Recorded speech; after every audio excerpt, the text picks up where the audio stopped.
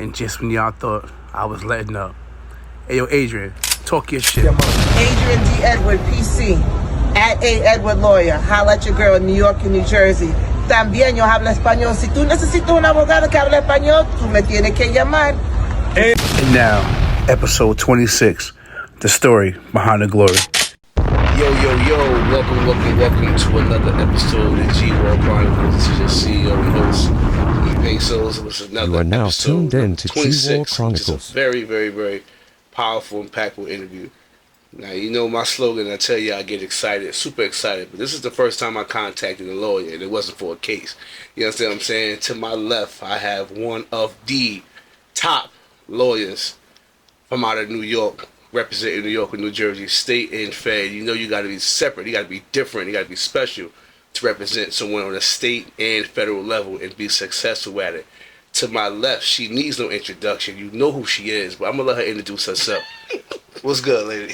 That's good. My name is Adrienne Edward. I'm from New York. Is Brooklyn in the house? I'm from Brooklyn, New York. And I do state and federal cases in both New York and New Jersey. I'm also bilingual. Yo hablo español. Por toda la gente que está escuchando en español, aquí estoy la abogada Adriana. Talk that, and whatever she said, add a taco to it. That's what we gonna do. We gonna add a taco to whatever she just said. You know what I'm talking about? Listen, man. Adrienne, first and foremost, I appreciate you so much for coming on this platform. Thank you for having me. You know, I always say, like, you know, be careful what you speak into existence, right? Careful what you say. What you say is very powerful. And since I came home in 2013, and it was like, yo, you know, I'm from the Frankie Cachazula days. You know what I mean? Frankie Cut, rest in peace to Frankie Cut. Represented me and a few of my guys on some big cases, and he was like the guy that everybody went to when it was something real going on. So when I came home, I'm like, yo, what's up? Like, who the new Frankie? He was like, Adrienne. I'm like, yeah. They like, bro, sharp, crazy. Like, she one of the ones. You know what I'm saying? So just getting to know from different, you know, like I said, from Albie Al's situation. Big shout to Albie.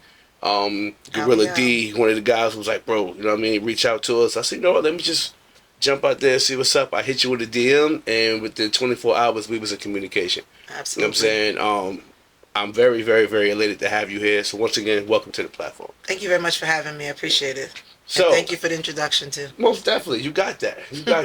So what we do here in G-World Chronicles, this is a prison-based podcast. When I say prison-based, not just jail itself, but anything around and supporting the realm of prison, from inmates to family to staff to police to whatever, daughters, mothers, sons, etc., everything covered in the sun.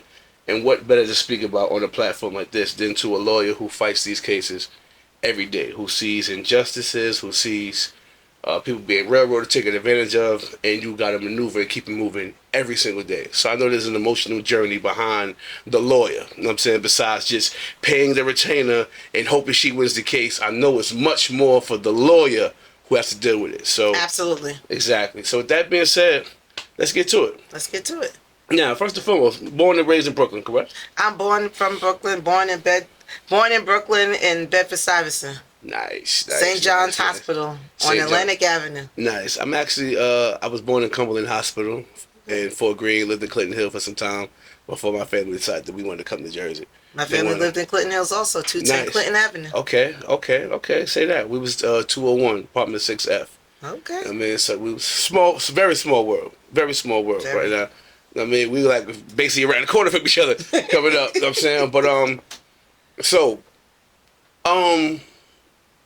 born and raised in Brooklyn. Tell me about coming up in Brooklyn for you.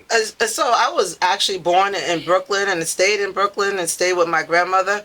So I wasn't raised per se my whole teenage years in Brooklyn. Okay. My grandmother was in Brooklyn. I stayed in Brooklyn with my grandmother, and my family moved to Long Island. So I was back and forth between Long Island and Brooklyn, but I'm always going to represent Brooklyn. I stay with my grandmother in Brevoort Projects. 331 Patchen Avenue, apartment 2E. Big shout to Brevoort. I think that's where Fabulous is from, I think, right? Yes, Fabulous he is. Yes, he's from Brevoort Projects, Fabulous yes, sir. From Brevoort. Big shout to Brevoort Projects, man. Big shout to Fab and the whole podcast that they got going on over there.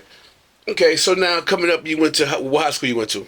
I went to Holy Trinity High School in Long Island. Holy Trinity High School in Long Island, and then from there it was college and... I went to Holy Trinity High School in Long Island, and then I went to Nassau Community College. Okay. Then I went to St. John's University in Jamaica, Queens. Okay. And then I got my Juris Doctorate from Seton Hall Law School in Newark. Now, not the Cheyenne Bryant doctorate, right? We're not doing the fake. We're doing the real. We're doing the real. Shade. Shade. I'm sorry. A little shade. Sorry. Oops. No, man. But so cool. So, what drove you? At what point in your life did you say, "I want to do law"? I always knew I wanted to be a lawyer. My mother told me that at 5 years old, I told her I was going to be a lawyer. And apparently at 6 years old, I told her I was going to have my own law firm.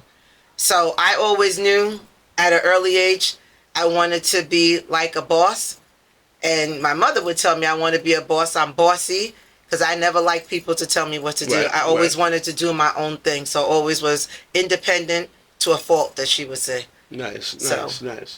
So you already knew coming in what you wanted to do. You was geared on it. You had your headset strong on what you wanted to do. I had my headset strong, set at an early age. I want to be a lawyer, and probably because I like to argue, so that's why I knew I wanted to be a lawyer. So, I think that's one of the probably things I struggled with coming up in school, not really knowing exactly what it was I wanted to do, so I could key in on it and lock in on it from young and craft it to my adult years and actually do it. When the career days came and they said, "What you want to be?" I was one of them kids I really don't know. I don't know. I always knew. It was never a guess for me. I always knew I was locked in on being a lawyer, and I'm like, I want to be a lawyer. What's the path to get there? Okay, so how many years of schooling was that? Okay, so you have 4 years of high school. Okay. You graduate with high school diploma. Okay. And then after that, you have 4 years of college, and you have to get your bachelor's degree, either Bachelor's of Arts or Bachelor's of Science. Then you do that. Then you go to law school, and it's 3 years of law school. You graduate, you get your Juris Doctorate. Then you study and take the bar. So it's actually 7 years full-time after high school. Okay. But then you also could do part-time college and part-time law school. Okay. But it will take you longer, but you can still do that. Okay. So now, what was the hardest part of that 7 years for you? So I don't know. This may take a spin, maybe not in the direction that you want it to go. Either one, and of course. People see my glory, but nobody knows my story, and it's just not something that you share, but it's not something that I'm ashamed of. I'm actually very proud of, right? Okay. And so a lot of times people have persons in their family that were lawyers, and they have somebody to set as an example. I grew up in a very strong West Indian household, so education is first and foremost. So everybody has to get a degree. Whatever the degree is, we were always taught education is foremost. Once you get your education, that can never be taken away from you. Never. And like I said previously, I knew I wanted to be a lawyer. So lawyer was here. What's my path to get there? So some people that have lawyers and judges in their background, I have a lot of persons in the medical field in my background, or with 2nd, 2, and 3 degrees. And so you go, that's your path to be a lawyer. Mm-hmm. However, for me, my path was a little bit different because when I was in high school, I became a mother. Okay. I became a mother in the 11th grade. Okay. And so for me, the hardest part of my journey was being a teenage mother, and that didn't deter me. Right. It's okay, I'm still going to get there. What do I have to do? So I had to modify it along the way. And so it was a little bit harder because at that time, when your friends are hanging out and your friends want to go hang out, I have a child.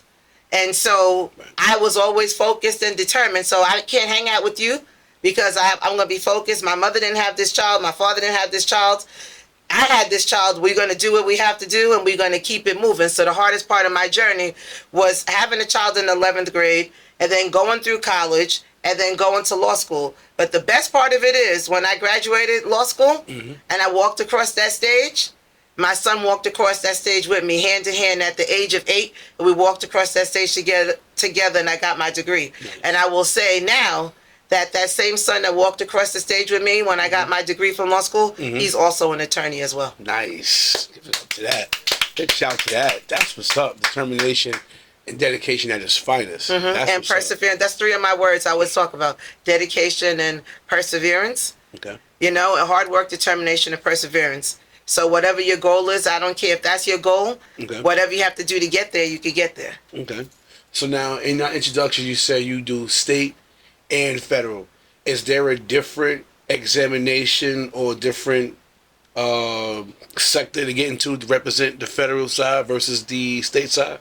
I think you have to have well, not I think, you definitely have to have an understanding of the state law versus the federal law because they're very different. Yes. And so a lot of times in terms of cases, as a private defense attorney, I think it's easier for people to retain a state attorney than it is to hire a federal attorney because the cost of a retainer for a private attorney in a state case versus a federal case, the fees is a different type of fee structure. Very different. And so you see more attorneys in the private section on the state side than on the federal side. Right. And when they're on the federal side, they're not privately retained. They're generally more CJA attorneys. Right. Because the fees are much more. And I also say that when the feds, I always generally say, well, if you have a fed case, when the feds get you, they got you. So they come in different than the state attorney, the state prosecution is. Yes, ma'am. I mean, me, myself, I did 10 years in the feds. Caught my case in Richmond, Virginia, Eastern District, 4th Circuit. As you know, that's the worst district that you can face. Well, Virginia is just the worst as a whole because it's a Commonwealth state. So any Commonwealth state is problematic. Pennsylvania, Virginia, South Carolina, Kentucky, Massachusetts, I believe it's 2 more. Florida's Commonwealth as well. There's 1 more I can't think of right now. But I know that Commonwealth is different. You know what I'm saying? The Commonwealth is different. I never did state time. I caught a state case, wound up beating the state case, so I never really got into the internals. But in the feds, it was... the amount of time that they talk, the amount of money that the lawyer. But when I went and I was looking for lawyers to hire, I was on one of them cats. So I'm gonna go ahead with a paid lawyer. I'm cool. But the 2 paid lawyers I interviewed was like, yo, your guidelines is your guidelines, bro. Like you going to your category 2, level 4. Like there's nothing unless you telling. There's nearly nothing I could do for you besides get you maybe the low end of your guidelines. And I think that's a big misconception about when it comes to the feds that you think that a lawyer will help you get a better plea deal. You know what I'm saying? Either you're going to go to trial or you're going to take that plea that's on the table. In the feds, you're right, it's a misconception. I know in the feds, obviously, I think that the structure, they rely a lot on people that are talking. Yes, ma'am. And people are telling. And I can say that for sure because that is generally what they look at. And so your guidelines, what's your base level? Your guidelines are your guidelines. And then you can get a 3-point reduction. For accepting responsibility. Exactly. Right. If you accept responsibility. If you're not accepting a responsibility, your guidelines are your guidelines. So you have to try to work things out. Or if there was, maybe you had, I don't know, if you have a prior in the state level and your conviction was incorrect or that conviction was vacated, then they could do a reclassification and, run your numbers again. Right, but your numbers are your numbers. Right. So now, what type of case do you think is more like, because I always looked at it from the inmate aspect of it, from the person paying for the lawyer. I look at it like evidence is evidence, a case is a case, right? So if we could beat the state, we could beat the feds. But it seems like that doesn't always go the way people think it goes. Well, really and truly, the first thing you have to know is, right, you have to get your case, you have to get your discovery. Discovery is key. Discovery is key. And so not every case, the prosecution thinks they think that every case they're going to win. That's not true. Right. When you get the discovery and you start challenging the discovery and reading the discovery and picking apart the discovery, that's how you beat up the cases. Right. Then you start poking holes in the prosecution's case and you show their weakness. So they'll show you this case and make it look like a brick wall. But when you start picking it apart, you see that it's not really a brick wall. 17 counts. It's like a piece of paper and it's that thin. And when you're able to break it down and you go through the discovery, oh, well, this person said this and this person said that. Their statement is in contradiction. Right. Or the police said this and now you found out the police is dirty. Or you have some situations, there's a lot of things going on. So a case is not just black and white. So you can never look at any case as a black and white case. You have to look at each case on a case-by-case basis and then review the discovery and start challenging the discovery. Right. Yeah, and that's on state and federal. You have to do that. State and federal level, Absolutely. Right. It's just, for some reason, it just seems like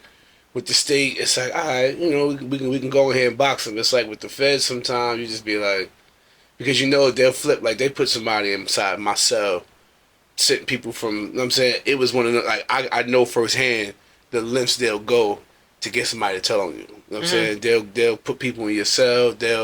People who don't even got no information in your case at all. They'll jailhouse rats is what they call them. Like, they just jump on case to case to case to case, and you say, yo, how can one person jump on 15 different cases and say that he know information about all these cases, and he's obviously being rewarded with something. So it's like, and you see the people just come back with time, 180 months, 250 months, 1,048 months. Like, I've seen the month count has been crazy with the amount of time that I've seen people get coming out of the feds. Well, it's a lot of times, sometimes, especially if you have a cellmate and you get your discovery. And I'm just going to talk personal experience. I was representing a client. This was on the state level. Okay. And his cellmate all of a sudden is talking to the prosecution.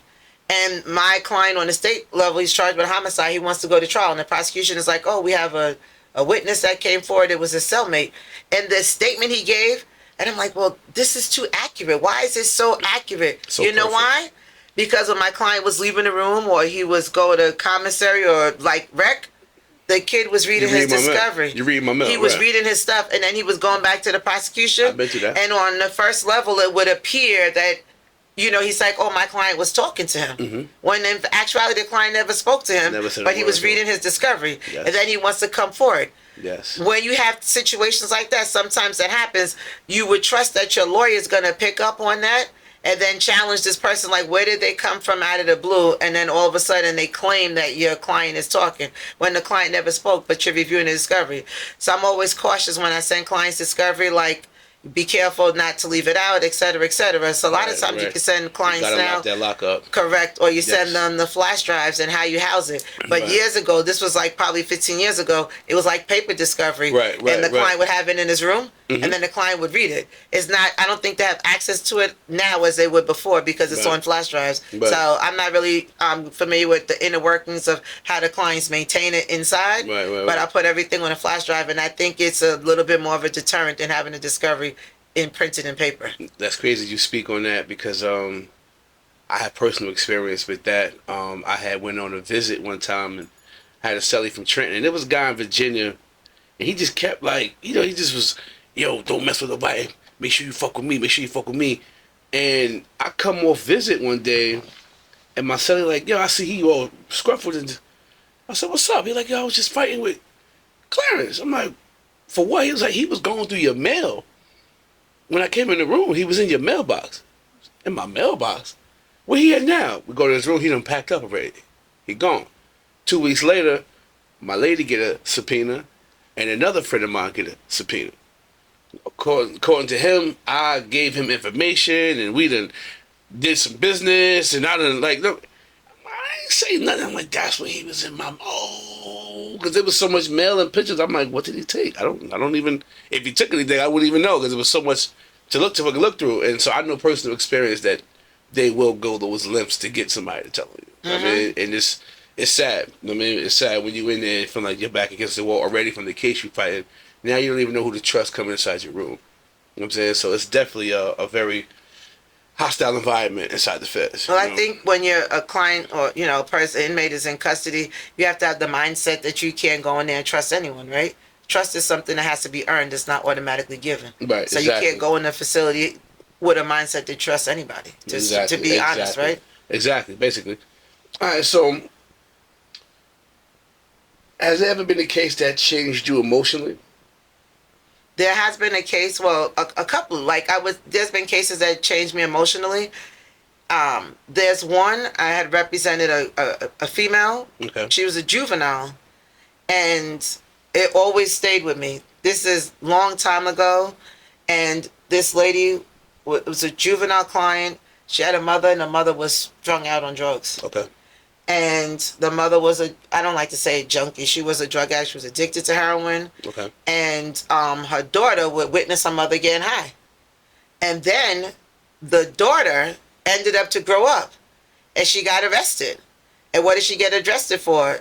For dealing with drugs. And the saddest thing to me, and I will never, ever, ever forget this, this girl grew up and said she became a drug dealer because she didn't want to watch her mother sell her body anymore. So she said she would sell drugs so her mother could get them for free. And that always stayed with me. And I'm like, if I could have adopted that girl and took her from that I would have liked to take her, because I'm a mother first before I'm an attorney. I'm always a mother first, right? And that always stayed with me, because I just thought, how sad is that? Like, you know, people go on and they live their life every day. You don't think about when you go in your house.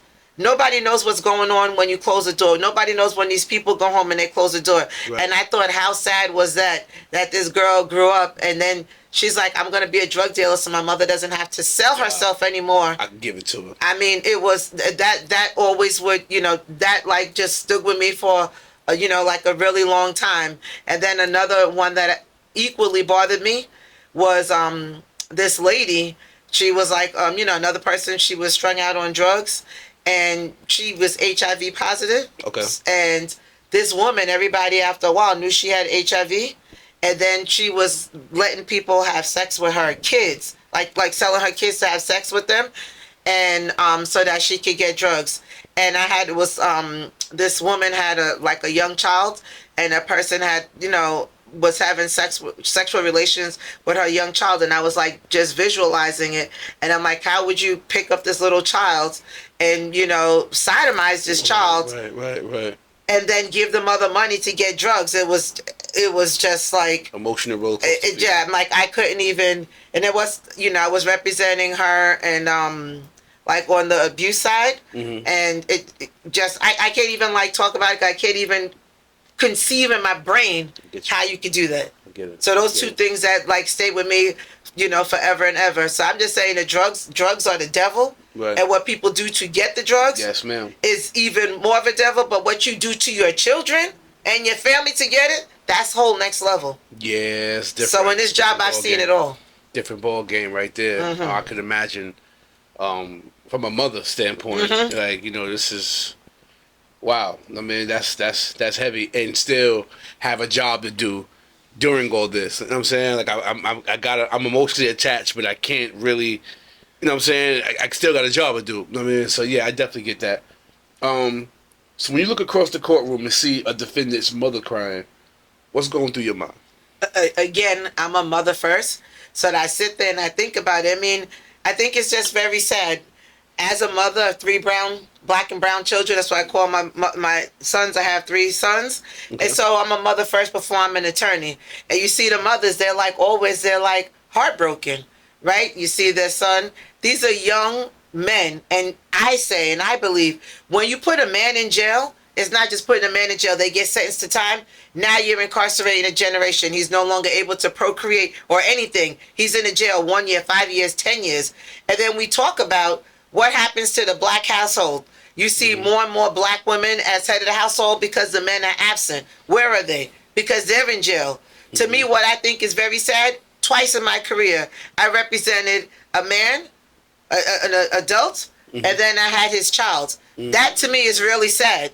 On 2 separate occasions, I defended a father, and then now I'm defending the son. That to me is kind of crazy because that's generational. What did you learn? What did you see? I believe children learn what they see. That's and so the continuation. So are these children seeing their fathers be lawyers, doctors, judges, or they see their father on the street corner? Right. And then the cycle just repeats itself. So when you look across the room and you see the mother, I mean, you know, my heart goes out and bleeds for the mother, because here you have another child. Right. And then now this child is going to be in custody. What's going to be their future? Because don't let your, you know, I teach my kids that your past could be your future. And your destiny, you control your destiny. Don't let somebody else write your destiny. Right, you understand? Right. And so your past is not your destiny. Your past is not your future. You have the ability to rewrite your future every day. Every day, yes, ma'am. And so if you are incarcerated, you are deterred, and you come out, and then it's like, okay, I'm not going to go back. I learned from this, and I'm going to keep it moving. And so that's that. But unfortunately, sometimes history does repeat itself, and sometimes you see change. So I think it happens on both sides. But I do, and I see the mother. And, you know, what's really sad to me, or what still bothers me after all this time, when you have a client that's on the street and they have to get locked up and they put the cuffs on them. So it bothers me to see somebody get taken in on this from off the street. Right. So, and then just the emotional damage of what it does overall to the family, especially the children. Right. So people don't think about that. People don't think about that. They don't think about that. I'm out on the street, I'm doing this, but now you have kids, and then now the kids, are not seeing you. They're only going to see you from while you're incarcerated. Right. And then, you're bringing the children out to the jail. And so now we normalize it because we're bringing the kids to the jail. You're bringing the kids to the facility. And now it becomes normal. So whereas jail is set out to be a deterrent, it's normalized. And then the children are seeing the family member in jail. And then they go out and repeat and say, I'm going to have everything. And then... And there's never... when you're in there, yeah, you can have the conversation, son, jail is bad, but what I'm seeing is a bunch of niggas swole up, they got the nice hairdos, all the pretty women coming in here to see them, everybody's in here having a good time in my eyes, so maybe jail ain't that bad of a place to be. And I have like verbal disagreements about this. People, I don't feel a mother should bring a kid to the prison to see somebody. You know what I'm saying? It normalizes it. It normalizes it to the point where it have a female wanting to, or okay to deal with somebody that's in prison back and forth. You know what I'm saying? Because let's be clear, prison is the failure. You lost. You got locked up. You lost. You failed. Whatever you thought you was doing, whatever you thought you was good at, this is the outcome of it. Now you're in here. So everything that we do, we look at it as support, but we don't realize what seeds we're planting inside the generation behind that to follow. But I didn't mean to interrupt you. When you talk about support, I do still think if a person is in custody, incarcerated, they still need the support. I don't think the family can completely cut them off because they are still there. Because being in jail, that takes an emotional toll on a person also. So you can't just have an individual in jail and then the family not be there. I mean, you still have to have your family and still have to have them support. You still have to do that. So the way people do jails in different countries is different than we're here in like the United States. Like in different countries, you have to work to get the money, or you may have to cultivate your own fruits and vegetables in order to eat. Right. So I think different countries do prison different. But I still think that the person that's incarcerated still needs the support of their family. Whatever level of support they think is appropriate, they still need to give that level of support. But at the same time, I think bringing children in, it normalizes it. And so children see it because children learn what they see. Right, and then they think that that's okay. Exactly. And then the cycle just keeps repeating itself over and over again. So do you feel like everyone deserves a second chance, or some cases there's no redemption from? I believe that you can have redemption from anything. I believe that you can have redemption from any kind of situation. I personally believe that. And I'm not a person that sits in judgment. I think only the man that sits on high and looks on low can judge anybody. Right. But I believe everybody's entitled to like a second chance. It's just what you do with that second chance. Second chance, right. Okay. So from your experience, what's the biggest misconception people may have about the criminal justice system? Well, people may not like what I'm going to say. I think the biggest misconception is that justice is fair. Let me not say that. That justice is distributed equally across the board. And I think that is not. I think that financial, like socioeconomic, plays a big part in it. Right?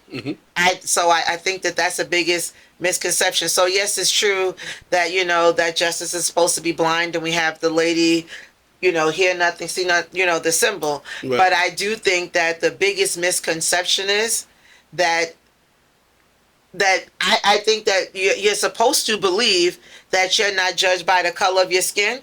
But I believe that people are judged by the color of their skin, not just the clients, but even me as an attorney. And I could just speak from personal experience. Many years ago, I will never forget, I was in court. And when you go to court, especially in New York, the first row was dedicated for attorneys, right? First row dedicated for attorneys, law enforcement, etc. And I'm sitting in the front row. And the officer came up to me, just me. Do you have ID? And I'm like, well, who's he talking to? I know he couldn't be talking to me. And I have a bad attitude. Sometimes I can say that. And so I had an attitude already because he asked me for my ID. And I'm like, are you asking everybody else for the ID? And he's like, well, you didn't look like you're an attorney. So I didn't look like I was an attorney. What is an attorney supposed to look like? Right. Was it my black skin that made me not look like an attorney? And so you have that. I could talk about something that happened like maybe within the last 2 years or so, and I actually posted it. I was in a federal court right in Newark, and that very same thing happened to me, that a court officer had approached me while I was sitting in the first row. Again, I know it's for attorneys only. And so you still get that. Sometimes I'm told, well, you're not the attorney, or I thought you were the person's mother because I'm black, because I'm a woman. So for me, I think that I think that people think that justice is distributed equally, or that the court system doesn't look at color, and I don't think that that's true. That's crazy. I mean, so how do you, like, when you go through them type of racial situations, how do you process that? So sometimes I have to take a pause, because I did say sometimes, not sometimes, I know I have a bad attitude, and I could, I just go off the deep end like really quickly. And I don't want to say go off the deep end, but what I'm saying is like those things such emotionally charged that you're like, it's 2026, it's 2025. Are people really still doing that? Right. And it can bother you. So I sit there and I, take a step back and pause and say, I'm going to show you better than I can tell you. You understand? So now I just like my presence to speak for me, so I don't even have to say anything. Right. So, like, how much of a person's future is determined by the quality of their lawyer? Well, that's a... I think that there's good public defenders with legal aid, and there's bad public defenders and legal aid. I think there's good private attorneys, paid attorneys, and there's bad paid private attorneys. I think that's like equal. I believe that your quality of your representation can impact your case. So if you have a person that's going to cross every T and dot every I and go up under every rock, and that's not afraid to make the arguments, the tough arguments. Sometimes people bow down. They don't want to, make the arguments in front of the judge, or they don't want to challenge the prosecution. I believe if you have an attorney that's going to zealously advocate for you, that's the best type of attorney that you need, that's going to do everything within the bounds of the law. Be an attorney of integrity and character, because you have some attorneys that do not have any integrity. They lack integrity, and those things can affect your case. And you have people that are getting in bed with the prosecution, and you're talking about favors and stuff being owed. So you got to be careful of who's actually representing you, right? Because that overall affects your case. That overall affects your case. And it was crazy, and I've heard this along my travels. You might be a favor case, bro. And I'm like, favor case? What you mean? Like, yo, you trust me, you might be a favor case. It can depend on how cool your lawyer and the prosecution is, you might be, things can happen if they're cool with each other. And you like, oh, okay, like, well, so now you ask the judge, your lawyer, are you cool with the judge? No, then y'all need somebody else. This is somebody that's cool with him, type shit. I mean, that's like one of the, the misconceptions that we hear, coming along, when you think when you give these lawyers, all this money and stuff like that you're guaranteeing to walk away. Sometimes you might just be guaranteeing the best amount of time fit. It doesn't mean that you're going to walk away. I mean you're going to go set free. So how do you, like, has there been a time where you lost a case and you like knew you had it sealed and you lost the case and it was just like hard for you to deal with? Well, so let me just back up a second on what you said. When you hire an attorney, so we take an oath to zealously represent our clients. A lawyer is not allowed to guarantee you that they're going to get you off. That is unethical. And if you have an attorney and you're sitting in his office, they're like, oh, I guarantee you I'm going to get you off. Pay me X amount. I'm guaranteeing you walking away. That is unethical. So if an attorney's guaranteeing you that, you need to leave the office. The only thing I could ever guarantee you is that I'm going to give 110% to your defense, and I'm going to be honest and open with you. Anything aside from that, I can't guarantee that. That's number one. Number two, cases you think you're going to win, you lose. And cases you think you're going to lose, you win. Right. So there's a case, to answer your question, I might answer it a little bit differently. I had a case in which, that case I didn't prevail, but I knew that the person was innocent. And I'm like, this case is going to come back on appeal. This case is going to come back on appeal. And it did come back on appeal. So when we're in the courtroom and we're arguing the case, and I just want to talk about it a little bit. The kid was charged with kidnapping and armed robbery, etc. And during the pendency of the trial, there were things that came up. The prosecution allowed fingerprint evidence in, and I'm like, wait a second, they didn't turn this over. They never turned this over to me. And I'm arguing that they didn't turn it over because when I get discovery, well, now everything's electronically sent. But at that time, whenever I pick up discovery, I will staple the envelope, write my initials and the date that I received it. Right. And I'm like, I never received that. And I had all of my information. And then the prosecutor did concede that they didn't turn that over. And the judge allowed that fingerprint expert to testify. And during the trial, because it was a carjacking, it came out that the victim was of the carjacking was testified that the person didn't really try to carjack him to take his car. He was trying to take his car so the kid couldn't drive away to call the police. So when the jury was deliberating, the jury asked the question specifically, is it carjacking if we don't believe he took the car to take the car away under, the guise and all the statutes of carjacking? Because it came out that I think he was trying to take the car so that I could not leave and tell the police. And that was a question. And so I asked the judge if he could answer the question, no, that's not carjacking, and then re-instruct on carjacking. He said no. In any event, the kid was convicted. I filed the motion for a new trial. It was denied. And what happened? Went through the appellate process, and that conviction was overturned. It was vacated, so I was happy to know, obviously the arguments and everything I was making was legit, and they were accurate, and the appellate division overturned his conviction. I would like to say that judge sentenced him on the carjacking to 17 years. Okay. And I believe it was 17 years and 10 years on the gun. I know his overall sentence was 27 years. That was longer than the kid was alive. Right. That kid is home today. Now, usually when it comes to appeals courts, what is the usual time frame for someone to get their case looked into for the appealing court to say, okay, this person deserves a shot to get his case looked at? Well, it depends if it was a trial or if it was a plea and what department you're in the appellate division and things of that nature. Since it's a plea, is it a trial? You have to get all the transcripts, put everything together. Okay. How extensive of an appeal is it going to be? Okay. Obviously, if it's a trial, it's more intense. Okay. Because you're going over the whole record. But if you do an appeal, you're looking at the whole case, through everything. There were prior motions to suppress. The judge denied it. Right. Just different things. You're looking at the whole case. Right. So I think the complexity of the overall appeal kind of determines how long it takes the lawyer to prepare the appeal and everything like that and submit the documentation to the court. So this is something that we hear on the inside. Is it true on the fed or state level that if you cop out, you give up all your appeal rights? Well, there's certain things that you're giving up, but you still have them they're still able to look at your sentence. Was this a sentence?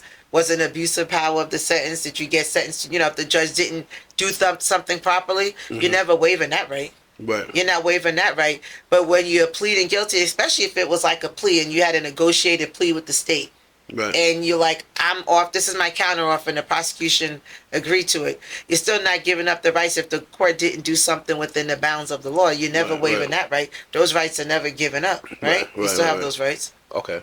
Yeah, because it was told, in the feds, if you cop out, the only thing you could do, maybe file a 2255, an insufficient counsel, or a habeas corpus, or something like that. You can file those type of things when you're making arguments. You're talking about your lawyer, or your lawyer was not, you didn't have a valid lawyer, or I didn't want to say valid, your lawyer was negligent. Right. And because of your lawyer's negligence, and your lawyer's failed to do this, and your lawyer's failed to do that, you ended up with this situation. So you could always make those type of applications. Right. You don't waive those. Okay. So now, when someone goes to jail, who do you think suffers the most? The defendant, the mother, the wife, or the children? I think everybody suffers. Okay. And so I believe that when clients are doing what they're doing, they're not thinking about the impact of everybody, right? So you have a spouse. Your spouse loses your other half, right? When you get married, you're unified. You're supposed to be as one. Right. So now you're no longer unified. So now that spouse doesn't have the enjoyment of their spouse in the house, right? The parents, you have your child. You don't want your child to be on the inside. The parent is obviously suffering. You as a parent now, you have a child. You're supposed to be a role model. Now your children are missing you. And so just to go back to a lot of things what I talked about, you have a lot of households that are now single parent households for a lot of different reasons. When we talk about incarceration, I think it impacts everybody. Right. And then, of course, the defendant himself or herself, because now they're in jail. And then now they don't have their family around them. They're on the inside. They're listening to rules and everything, what's happening while they're in custody. Right. So I think everybody is impacted. I can't say one person's impacted more over than the other, because I think everybody is impacted. Just the level and the type and the magnitude of the impact is different depending on the relationship. So now, is there? Because there's another rumor where your lawyer always tell me the truth, so I don't get blindsided. I need to know everything. Is that something that lawyers go by? Like you have to tell me what's going on, so I'm not blindsided and I know exactly what's going on. Is that an actual thing, or is you want your clients to be, don't tell me everything, but you know what I mean, let me know what's going on. So that's it's kind of like a funny question, but I like to tell my clients, I never ask my clients if they did it, because that doesn't matter to me. You know why? Because I took an oath to zealously represent my client. Right. So it doesn't matter, because you took an oath to zealously represent the client, and I don't have to prove that my client is innocent. The prosecution has to prove that my client is guilty. So I never asked that question. But what I tell my clients is, this is the discovery. This is what they're alleging that you did. What do you want to tell me? And be honest with what you're telling me, because remember, I'm defending not what you say. I'm defending what's in black and white. Right. But what you're telling me, at least if you're giving me this information, maybe I'm going to look at this case differently, because, I'm not there. I wasn't there. Only, if you're there, you're there. If you weren't there, whatever's the situation. But don't give me some cockamamie story like, hey, you was in Chicago, and then I get a body-worn camera, and you at the location. Right. So if you're telling me something crazy and I'm relying on that, it's going to be that I relied on it to your detriment. Right. So you can be dishonest with everybody, but you can't be dishonest with your lawyer, because your lawyer's representing you. Lawyer representing you. So has there ever been a case let's say you were home, with your family, the case may be, and you seen the situation, you said to yourself, I want this case. That happens all the time. I see a case that's on the news. I'm like, I want that case. That looks like an interesting case. I want that case. I hope they call me tomorrow. And I'm like, well, I want them to call me. I wish there's a time when you see stuff on the news like, oh, is there a phone number I could call? I want to call. I want this case. That's what's up. There's a call, I'm not talking about specifics, but right. There's certain cases like you see it's on the news. I'm like, yeah, I want that case. Or I'm gonna say, we can say this. When the whole situation with P. Diddy, I wanted to be on that case. That's an example. I wanted to be on that case because I know I'm going to, he had great counsel. Right. I know his counsel, but that's a case I saw and I wanted to be on that case. Okay. The case that just happened in, I believe in Brooklyn, and the officers, what they did to the guy in the liquor store. Yes, that case enraged me, made me. I'm like, I want that case. I want to be on that case. I want to represent that guy. Right. Right. So there's certain cases where things happen. I'm like, yeah, I want to be on that case. So now, have you ever dealt with public backlash for certain cases that you may have taken? Yes. I said that without hesitation. Tell me about that. I'm gonna tell you about it. We're not supposed to talk about specifics, but I'm gonna talk about it. Of course. Okay. You remember? I think it's gonna be a year now. No, 2 years ago. We have this whole situation where we have migrants coming in, right? Okay. And we have the situation that happens in 42nd Street. And we have the situation where with migrants and those cases where certain migrants were got arrested and charged with offenses. They were beating up people on 42nd Street. Allegedly. So I'm not getting into specifics about the case, but when it became known that I represented 2 different migrants on 2 different cases, and I had a lot of notoriety all over the news.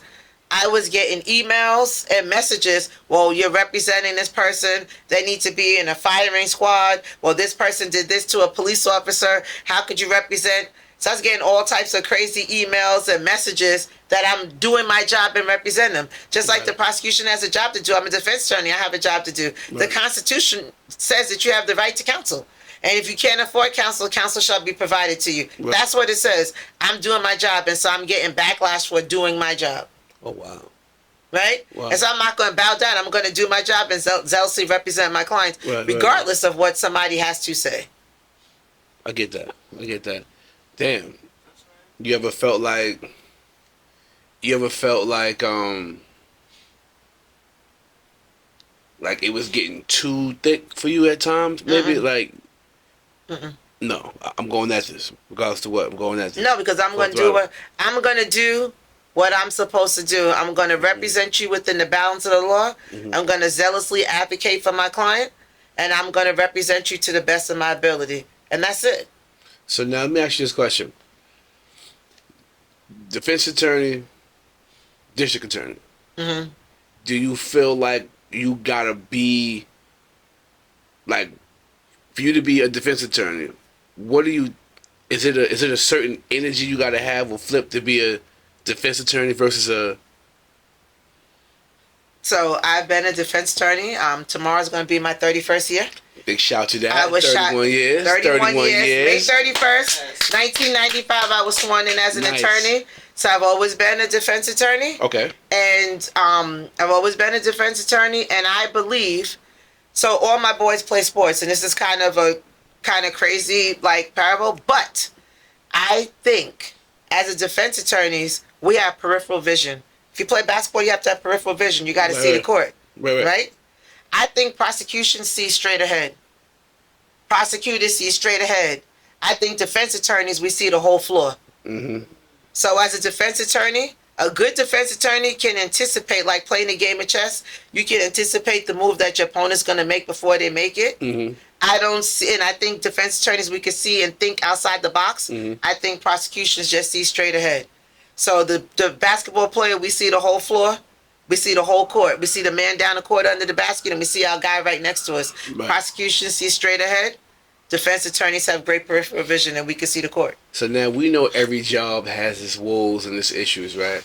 So do defense attorneys and DAs, like, is it some, not saying any names, but when you see one, you like, oh boy, like me and this one about to bump heads again. Like, I don't like you. Like, has there ever been a situation like? I feel like they all say that about me. Probably the prosecution's like, oh, I don't want to deal with her, or that's what I feel. I'm not saying that that's true, but that's just how I feel. But I've had some prosecutions, prosecutors in my career that I'm like, maybe like, well, just not even want to have to deal with them.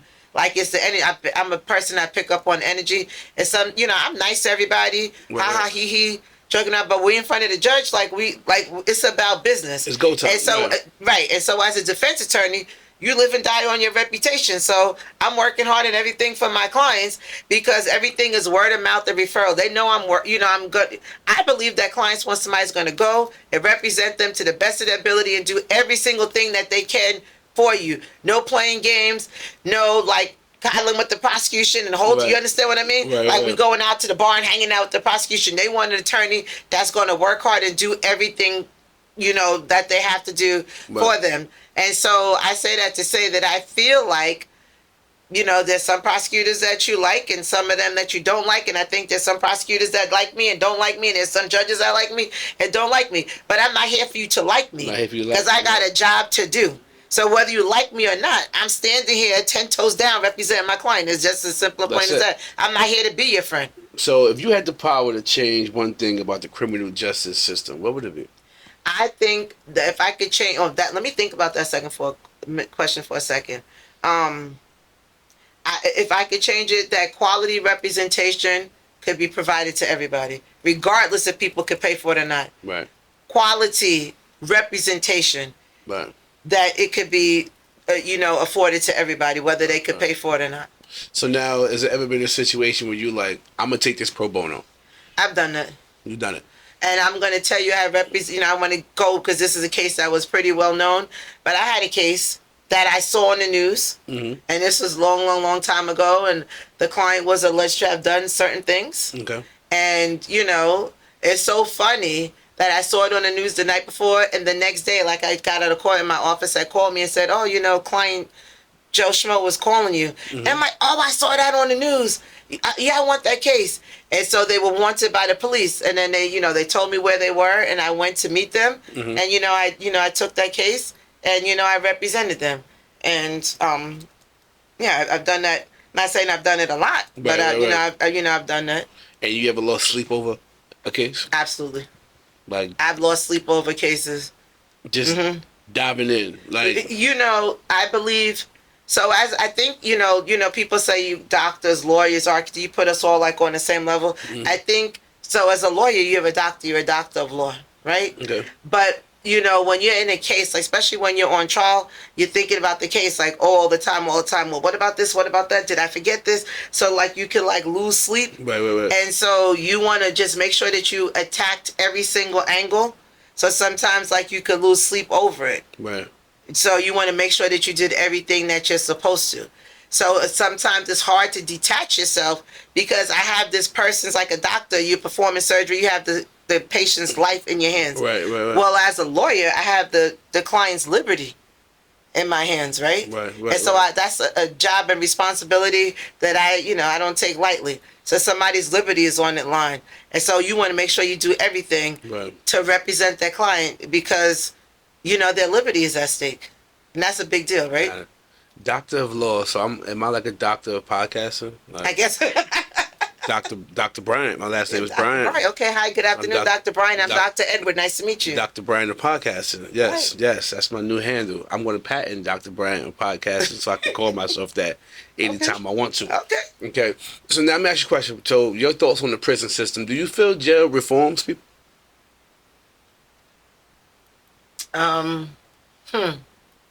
That's a kind of tough question. I don't think. Well, let me say this. I think a person themselves, right? Mm-hmm. So I'm not going to say the jail. I'm saying the person, right? Because the person has to be receptive to change themselves. Most definitely. So I'm not saying that the jail is reforming the person. I think the person is reforming themselves. Because when you're in custody, right, you have a time to reflect. Just like at the end of the day, you go home, you're laying in the bed, you're in your own thoughts, or you're in the shower, you're in your own thoughts. Everybody has to have a place that they could sit back and reflect and think on certain things. Think about your life, your 1-year plan, your 5-year plan, what you did yesterday, what you're going to do tomorrow. So I'm not going to say the jail itself, the 4 walls of your cell. I think the person is what reforms you because you have to be receptive to change. So you think the courts is more geared to punishment or healing? I believe that the way the court system is set up, right? Because as an adult, the jails are set as a deterrent. And for juveniles, it's supposed to be for rehabilitation. So the focus in jails, in systems for adults versus kids, the focus is different, right? One is for rehabilitation and one is for deterrence. So just the facility and the way they were set up is different. So now let me ask you this. Is there a pattern that you see in young black and brown kids as far as like upbringing? They're geared towards these type cases or situational backgrounds are geared towards these type of cases. Is there like a pattern that you can see as a lawyer for all the years that you've been doing it? Absolutely. To be like, this is some type of pattern here. Yeah, there is a pattern. You start seeing the patterns. Sometimes they go across the board, socioeconomic, single parents, or this person may have been incarcerated. Maybe the parent was out of the household, an older sibling, certain things. I also see sometimes you see your older sibling may have been incarcerated or older sibling may be out on the street and now you're coming along and you're doing like the kind of the same thing. And then the cycle just kind of repeats itself, right? So you do see certain patterns.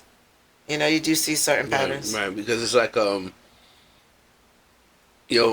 just went into the prison a couple of days ago, and just from the prison reform stuff that I do and just seeing how, I don't think we realize how important background, environment, influence, schools that we decide to go to, areas that we live in are very, very, very important when it comes to the raising of a child, right?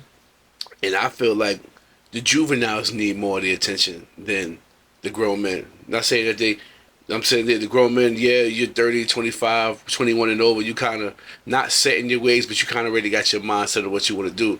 But when you got, and I always ask people who I interview what age they were when they came outside. And it goes anywhere from 7, 8 to 12, 13. You know what I'm saying? Even inside, I did one Tuesday, just Wednesday when I was inside, I asked the guys how old, and I went down the line about 15 guys, and it went from the same thing, ages 8 to 12, 13. And so, that's like kind of in line with what I'm saying, because I think you have situations, and certain people go outside as a result of those situations. Look at the young person I talked about. She grew up and became a drug dealer because what? She saw her mother. Right. That's, her mother's like on drugs. So that's what she ended up to go up and do. You have some kids, they have no money. They don't have money in the house. They don't have food in the house. Some kids are out on the street, not because of choice, but because this is what their circumstances are, right? It still lets them to go. It still brings them outside. That may not be what they want to do, but it's what they have to do. I don't think people are in the street all the time because they want to. Sometimes it's for survival. Right. I think sometimes people in the street for survival, right? So now let me ask you this question. Do you feel that, what do you feel can be implemented or supplemented when someone comes home to help them with their transition and staying home? So I think there needs to be, especially in the Black and brown community, I think we need more, I don't want to say so much programming. I think in the world, like this world has just gone so fast and everything is tech. These kids are in front of the screens all the time, computers, games, the games they play, and all of these types of things. And then, you know, when I was a kid, we outside playing red light, green light, and kickball. Right, These kids are not like outside, or they on the games, they on this and that. And so I think that people have to have chores in the household, responsibilities, and things like that. You have to build this, you have to create a strong foundation from the time they're younger, and then it grows with them. Right. And then in terms of people when they coming home, people have to have skills. You have to be employable.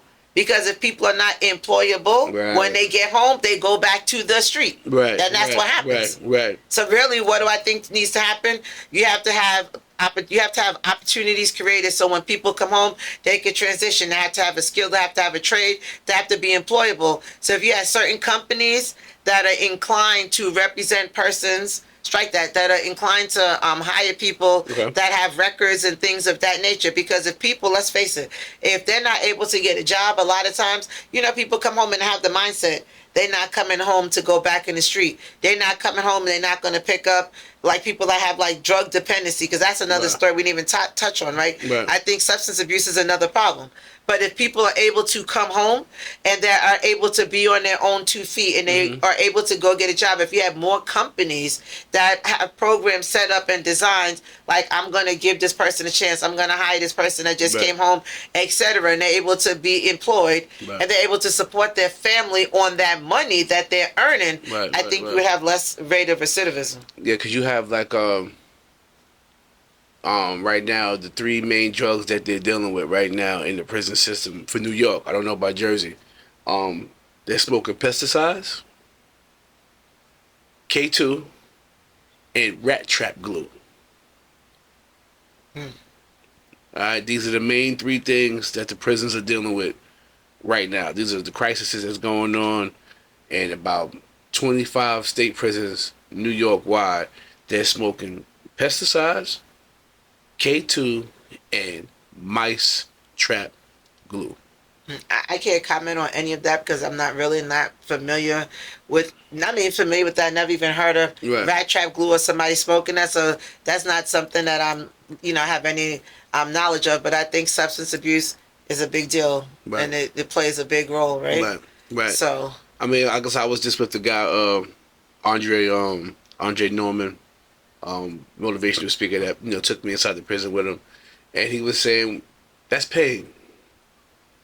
That's pain. That's pain and trauma, not physical pain, but what are you trying to escape? You know what I'm saying? Like, there's a lot of pain here that's being unaddressed, to why you go on drills, to why you rob, to why you kidnap, to why you hustle over and over and over again. You're dealing with something.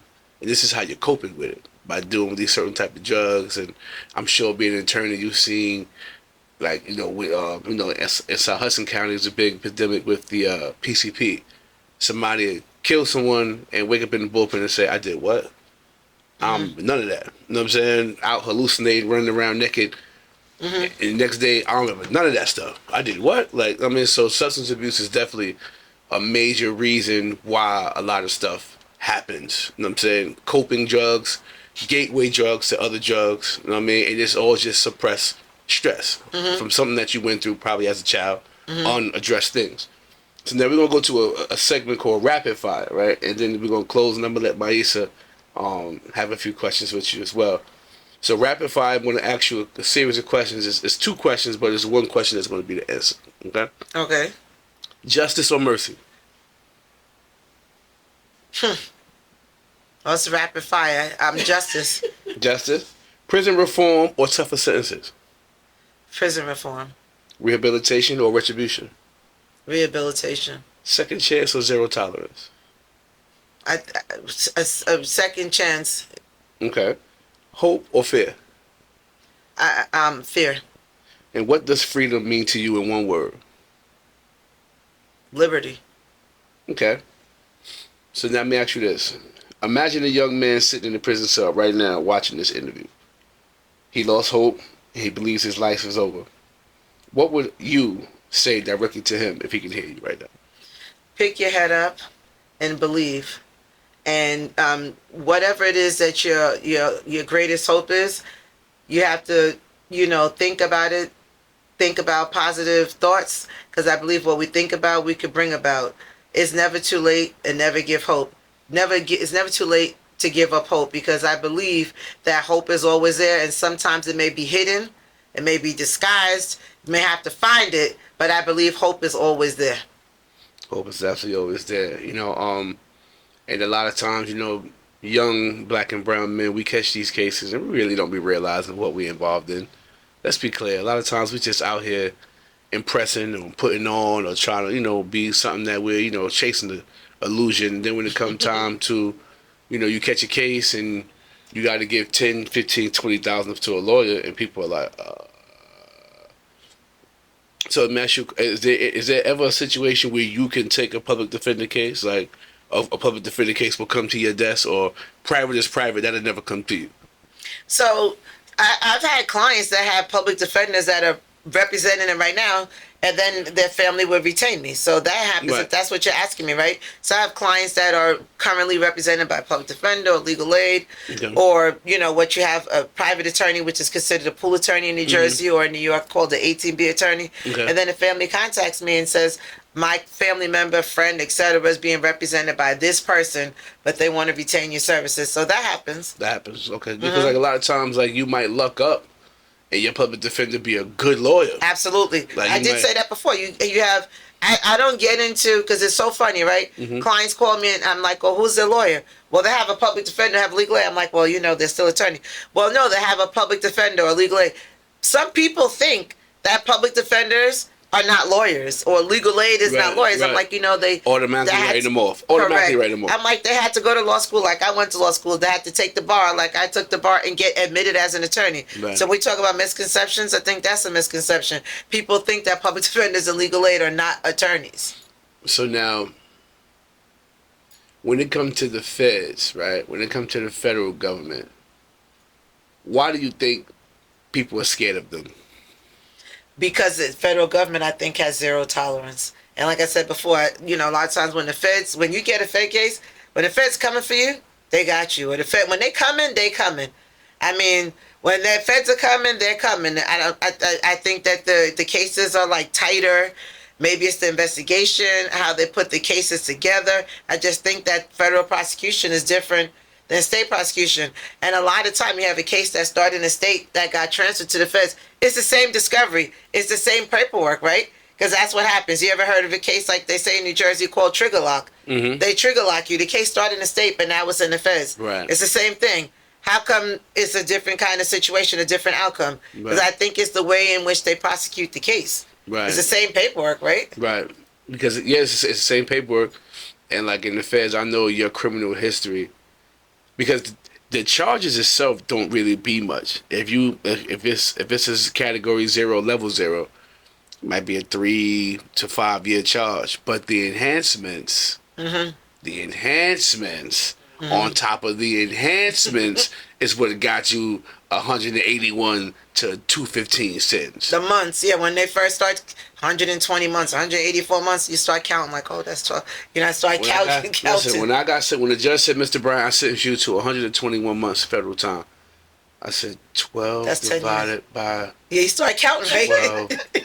12 go one time. Wait, you said me 10 years, 1 month, like, and he did that so my good time wouldn't. I didn't get the flat 10. I got a month over, so I wound up doing more time than I would if I would have got the 10 years. But so here it is. I go back and I'm like, yo, man, I just got 10 years, bro. And niggas like, that's sweet. Like you just came off. Like that's like a short bid in the Fed. That's like a short. What you mean? That's like a short bid in the Fed. And when you see people with life plus 30, life, 900 years, 7,048 months, 2,048 months, 900 months, it's just like I can't count that high. Right. Like, so, in closing, has there ever been a situation where you've seen someone get sentenced and you took it personal? I take my cases just as a whole personal. So to answer that, I take it personal when clients get sentenced. I'm going to give you an example. I had a client that I represented, right? And this kid, I would have sworn like up and down like he's innocent, right? And so maybe he did one of the things that they were alleging he did, and he was charged with armed robbery. And so we had armed robbery in this town, and this town, and that town. Then all of a sudden, he was charged with all of them, like in excess of like 15 in like 3 different, towns. And the police had him, and he like gave statements supposedly after like 18 hours of being interviewed. So after a while, he just started like confessing, and et cetera, et cetera. So when the judge was sentencing him, I will never forget this ever. When the judge is sentencing him on count, and his indictment was so when we did plea cutoff, this is a case in Jersey, and we have this form in New Jersey called plea cutoff, and you have to, before the person, goes to trial, you do all of the calculation, and the person knows how much time they're facing, et cetera, et cetera, et cetera. And so this person had like, his indictment was like 100 counts. It was something like crazy.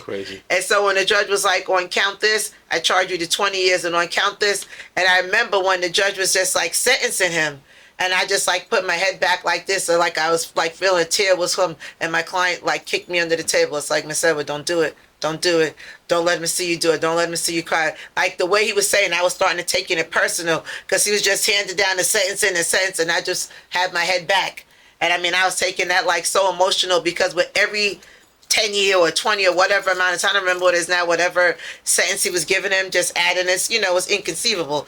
Like the person could live 3 lifetimes and would never have finished that time that he was getting sentenced. I was taking it personal. I just had my head back, and I'm like, as he's like, saying the sentence, and the client just kicked me under the table, like, just not, don't let him do it. Like, don't do it. Don't let him see you do that. And, say, put your head up. The client's like, put your head up. So I was taking that like real personal. And I was like angry. I get it. I was angry. Now, one of the things I wanted to speak on before I close my segment is I want you to look in that camera. Mm-hmm. When young black and brown men get pulled over by the police, what are your rights? What should you say? And what shouldn't you say? Well, I think that depends on the situation, right? Are we talking about it's a traffic stop? So, it's a traffic stop. Was it like they're arresting you for like a criminal offense? So really and truly, the good thing to have now in this day and age, if everybody can have their own dash cams in a car, that could become very valuable. So I believe, especially for black and brown, because we see a lot of instances, these kids are getting killed in the car when the police are pulling them over. Right, that's what I'm saying. That's why I asked you that, because all you see now is the kids are getting killed in the car. Right, and so yes, officer, how can I help you? Yes, have your hands visible. The hands should be visible, right? Don't create a tense situation, because it's already a tense situation, because the color of your skin is making it tense. As soon as they approach you, they see you as a black man.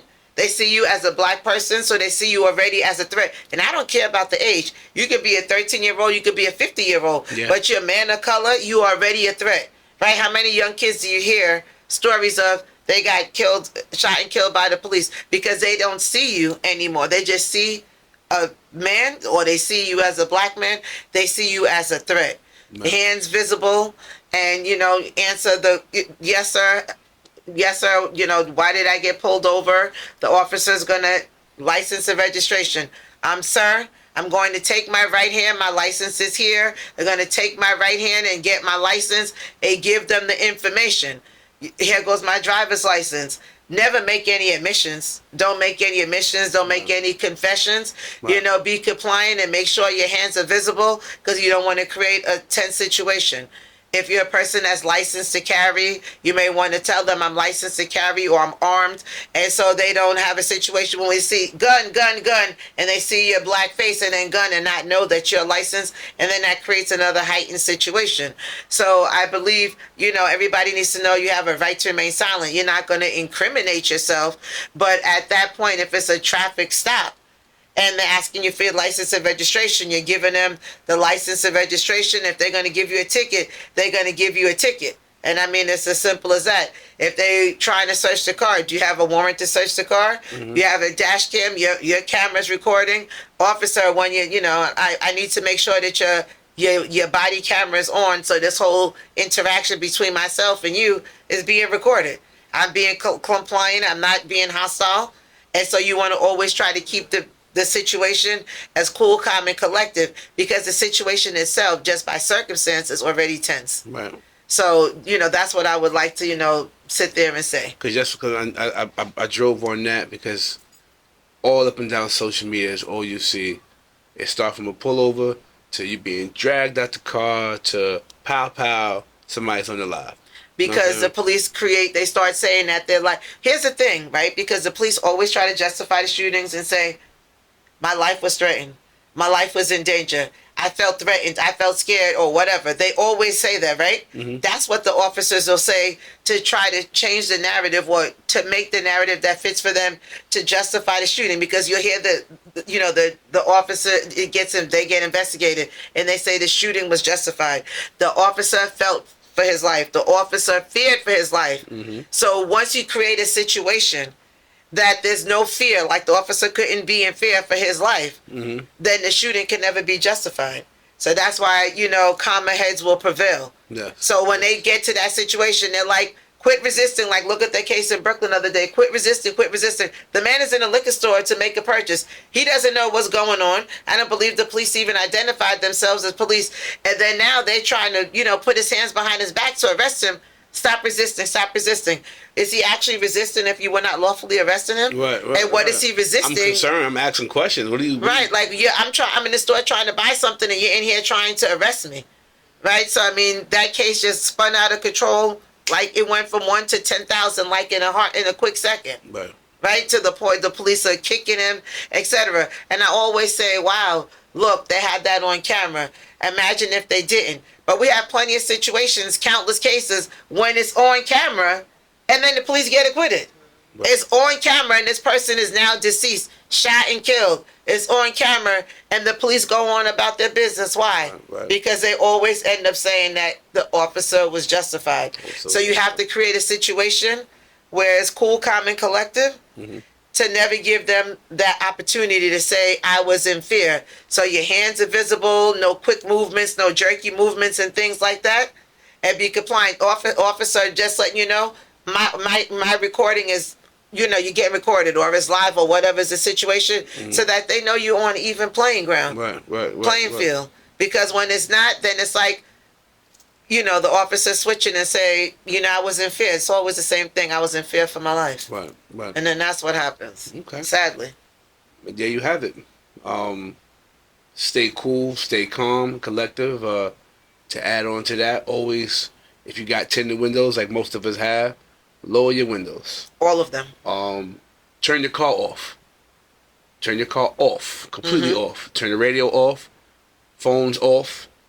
Complete silence. Have your documents handy before they get there. You got a good 3 to 5 minutes before interaction is even done. So if you that can be kind of tricky. You know what I'm saying? Because if you're reaching into your glove compartment and the officer's coming from behind you, that could be you're reaching into your glove compartment. They don't know what you're reaching in there to get. Very true. And so when the officer's at the side of the car and they're asking for your documents, officer, my documents in my glove compartment. Hand, I'm going to reach over, and you let them know.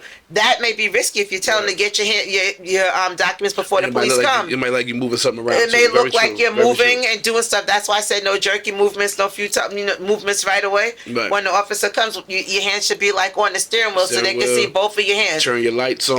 Your lights are on, your car is off, etc. So they don't think you're trying to get away. Right. So it's a situation that you have to get your documents. They're in the glove compartment. They're in your armrest.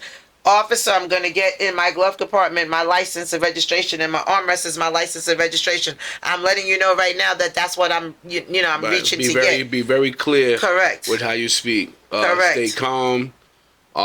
Never become argumentative, because that changes the situation. Right. Don't smoke and drive, because that's already probable cause. That's already a situation that's going to lead to another situation. So, with that being said, I'm in my segment with Adrienne. It's been very informative sitting here next to you. I'm still just, absorbing and taking all this in, even having you here. very, very, very informative information that you was able to put down. I'm sure people will be able to take from it. Like I said, you're very influential. You're looked at as the shark, as the beast. You know what I'm saying? My guy Sleepy, between Albie and other guys who, you know what I mean, anytime it come to, you want fairness, you want somebody to represent you, somebody to fight for you, make sure you reach out and talk that Spanish shit again that you said. Talk that shit again. Okay. Whatever you said somebody somebody taco. I said taco. All right, no pico. That green stuff, I don't want no pico. So make sure whatever you say, and I'm gonna say taco, no pico. Okay, go. Okay, so I'm very happy to have been here on your show. Thank you for having me. Most definitely. Me alegro que estar en tu programa. Muchas gracias por tenerme en tu programa. So I am an attorney, as previously stated. I practice in both New York and New Jersey. Yo soy una abogada, como acaba de decir, y yo tomo los casos in New York and New Jersey. So if you are in need of an attorney that's going to fight hard for you, really fight hard for you, you need to call me. So si tú necesitas una abogada que va a pelear, pero pelear por usted me tiene que llamar. So in New York, in New Jersey, you call me and I got you. En Nueva York, en Nueva Jersey, yo tengo a usted. And that's it. Muchas gracias. Así quedamos. Tacos. Matter of fact, you know what? Because somebody just hit me and wanted to know one last question from you. Who's the more stern state, New York or New Jersey? I think in New Jersey. I think New Jersey. Why do I say that? Because let me say this. I think the way the laws or the way the cases are handled is different in New York than New Jersey. Okay. And in terms of how cases are handled and how they resolve them, I think New Jersey is more stern than New York is. Okay. That's my only personal opinion, but some people may agree or not agree. Okay. I think it's, different. I can see that. I can see that, though. I can see that. And here you have it. It's your host, E. Pesos, and I'm going to pass the mic to my co-host, Maisa. She want to get emotional and talk the girl stuff and leave me out of it. So I'm going to go over here and work the cameras while the ladies get to it. This is the first segment, part 1, episode 26. We are here with the beautiful, may I add, the beautiful Adrienne Edwards. Tap in. Her link will be in the bottom here. And let's get to it. You get in trouble? Call Adrienne. That Spanish stuff she said plus taco. Let's get it. Peace.